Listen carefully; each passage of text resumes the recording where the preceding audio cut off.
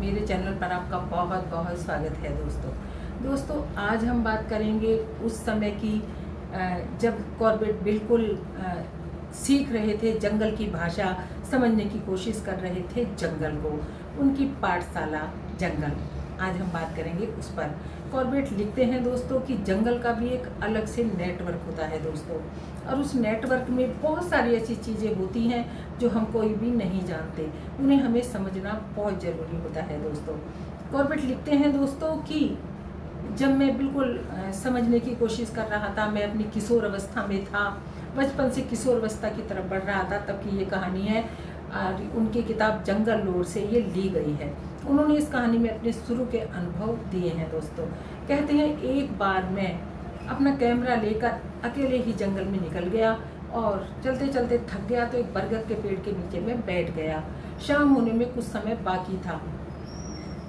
जंगल बिल्कुल शांत था, जैसे कि कुछ होने से पहले की शांति, तूफान आने से पहले की शांति होती है।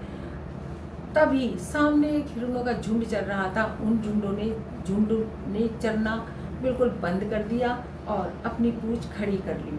ये उनका सिग्नल था कि जंगल में कुछ बहुत घटने वाला है और शिकारी कोई आसपास है, बड़ा शिकारी, जैसे कि तेंदुआ या टाइगर।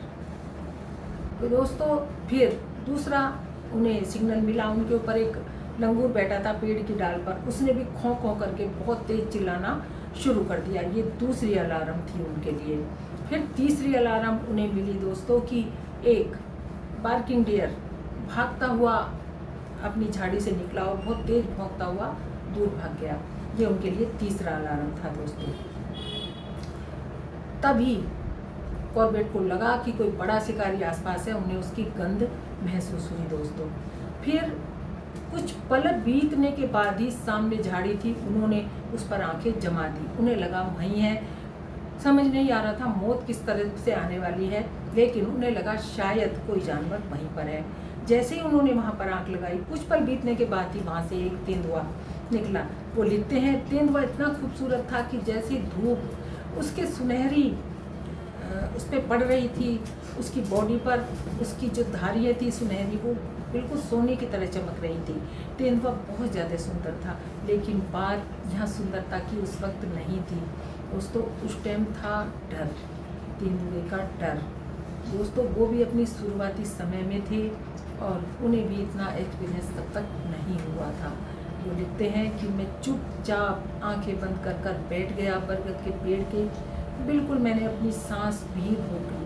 वो तेंदुआ मेरी तरफ ही देख रहा था, मेरी उसकी नज़रें भी मिली, और सस्पेंस और डर इतना था कि मुझे अपने ही दिल की धड़कन सुनाई दे रही थी। लेकिन तब मैंने अपनी आंख बंद कर ली और शांति में हो गया। तो कॉर्बेट लिखते हैं जब मैंने अपनी आंखें खोली तो एक चमत्कार देखा। तेंदुआ जा रहा था सूखे नाले की तरफ। वो सूखे नाले के जरिए साइड जा रहा था और वो दूर जंगल में ओझल हो गया। कॉर्बेट लिखते हैं जब तक हम जानवरों को कुछ नुकसान नहीं पहुंचाते, तब तक वो हमें भी कुछ नुकसान नहीं पहुंचाते हैं। इनका जो एक नेटवर्क होता है जंगल का, जब हम उसको समझने लगते हैं तो जंगल भी हमें समझने लगता है। जंगल हर पल कुछ कहता है, बस हमें समझना आना चाहिए।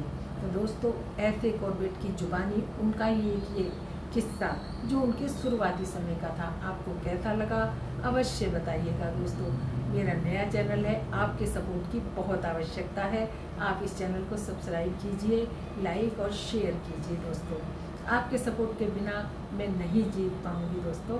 तो मिलती हूँ दोस्तों फिर ऐसी ही किसी छोटी सी जानकारी पर। अगर मेरी कहानी आपको अच्छी लगे तो अवश्य बताइएगा। धन्यवाद दोस्तों।